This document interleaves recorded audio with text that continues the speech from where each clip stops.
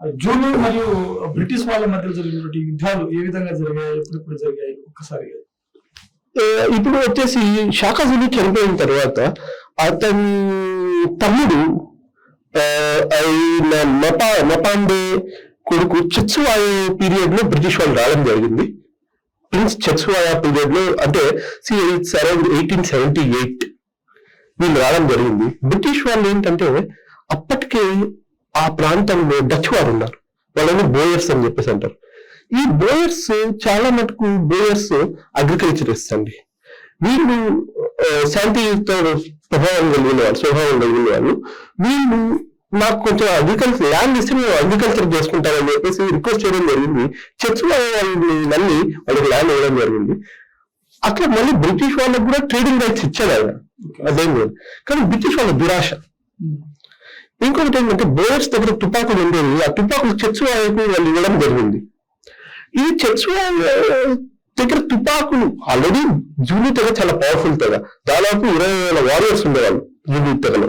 అంటే ప్రతి ఒక్క చిన్నపిల్లల నుంచి 3 కాళ్ళ ముసలి వరకు విద్యలో ఆరితేరినవారు. సో ఆల్రెడీ వీళ్ళు బల్లాలు తర్వాత షీల్డ్స్ తోనే చాలా బాగా యుద్ధం చేస్తారు. వీళ్ళకి రైఫిల్స్ ఇస్తే అసలు వీళ్ళని ఆపలేదని చెప్పేసి బ్రిటిష్ వాళ్ళు 1878 డిసెంబర్ 11th ఒక అల్టిమేటం జారీ చేశారు చర్చ్ వాళ్ళకి. మీ తుపాకులు తర్వాత మీ బల్లాలు అవన్నీ మాకు సరెండర్ చేయాలి. సరెండర్ చేసి మా ప్రెసిడెంట్ వచ్చి జస్ట్ లైక్ అండి ఇండియాలో జరుగుతున్నట్లు అనమాట, సబ్సిడరీ అలయన్స్ లో పార్ట్ అవ్వండి, మా ప్రెసిడెంట్ వచ్చి మీ రాజ్యంలో ఉంటాడు, మీరు మాకు లోబడి ఉంటారు, కప్పం కట్టాలి మీరు అని. అసలు వీళ్ళకేం అర్థం కాలే. అసలు మేమెందుకు కప్పం కట్టాలి, మేము పుట్టుకుతోనే వారియర్స్, మేమెందుకు మా వెపన్స్ పడేసి మీ ముందర జీవితంలో కనాలి మేము. వాళ్ళకి అర్థం కాలే.